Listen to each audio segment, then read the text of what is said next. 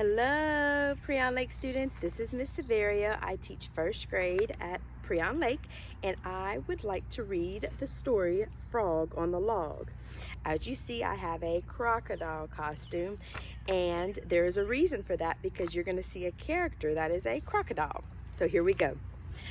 Down in the woods where the river runs through, by a creaky old hut and a leaky canoe, stood a marvelous mountain of mossy old logs, which happened to house a small family of frogs. Now, those frogs like to bathe in the stream in the sun, and roll in the moss, which is good froggy fun, till one day the river rose up, and the logs were washed down the river along with the frogs.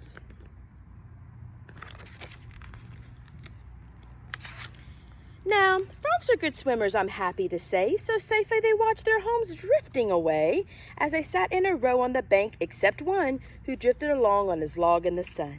I will not abandon my home, said the frog, so he drifted along in the sun on his log.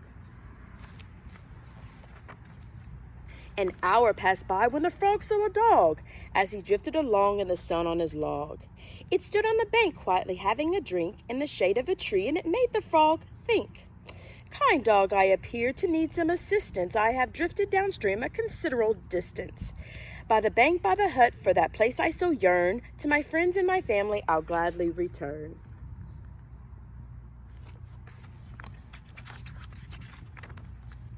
Small frog, said the dog, I would carry you gladly, but would tend to splinter my mouth rather badly. So ride on my back if you like, said the dog, but you'll have to abandon your mossy old log. I will not abandon my home, said the frog, and he drifted along in the sun on the log. So the first character he meets is a dog. Let's see who else he meets.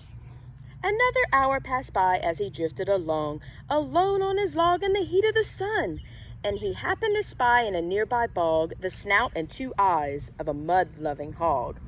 Dear hog, I appear to need some assistance. I have drifted downstream a considerable distance, by the bank, by the hut, for that place I so yearn, to my friends and my family I'll gladly return.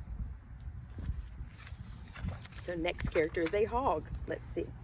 Small frog, I've been bathing in marvelous muck. You could cling to my snout, but your log's out of luck. I'm afraid it would simply slip off, sniffed the frog, so you'll have to abandon your mossy old log. I will not abandon my home, said the frog, and he drifted along in the sun on his log. Oh, no help there. Let's see who else he meets.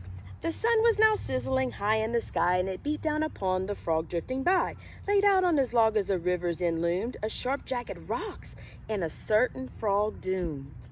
I wish I'd accepted the help of the dog, or hopped on the snout of the mud-loving hog. He thought when he saw the base of the rocks, the splinters remained of some mossy old logs. Now he kind of regrets his decision. Let's see if he meets anyone else. But what was that bobbing along in the foam? A log that was moving away from the stone. There was no time to think, and the little frog knew it. He took a deep breath, and then he hopped right into it. How sad that I had to abandon my home, said the stubborn old frog as it smashed on the stone. Then he looked about him, and he saw with surprise his new mossy log came complete with two eyes. What do you think it is? Well, what have we here? Said the stunned crocodile. And he grinned at the frog with a wide, toothy smile. A log-hopping froggy, and I have a hunch he hasn't dropped by for a spot of light lunch. The frog gave a gulp. This is worse than I feared, thought the frog on the crock, and he shed a small tear. I'm done for, I'm had it, finito, kaput. I'll never again see the bank by the hut.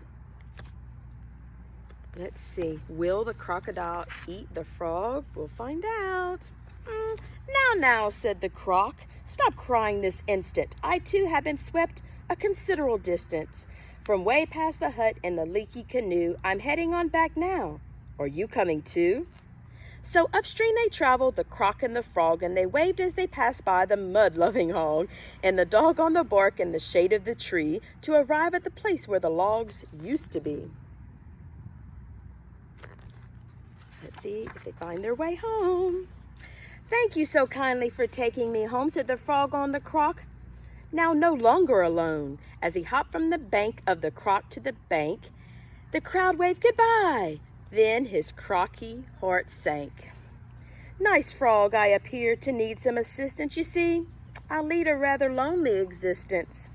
My home way upriver was washed away too, so if it's okay, can I stay here with you? What do you predict the frog's going to say? Let's see. And that's how we'll leave them, the frog and their friend. There's no better place for this story to end. A family of frogs and a crocodile too, in a crocky old hut in a croaky canoe. Very good. Okay, so I hope you enjoyed Frog on the Log. Now he found a new friend, and now Crocodile will not be alone. All right, I hope you have a great day, and we will see you soon. Bye.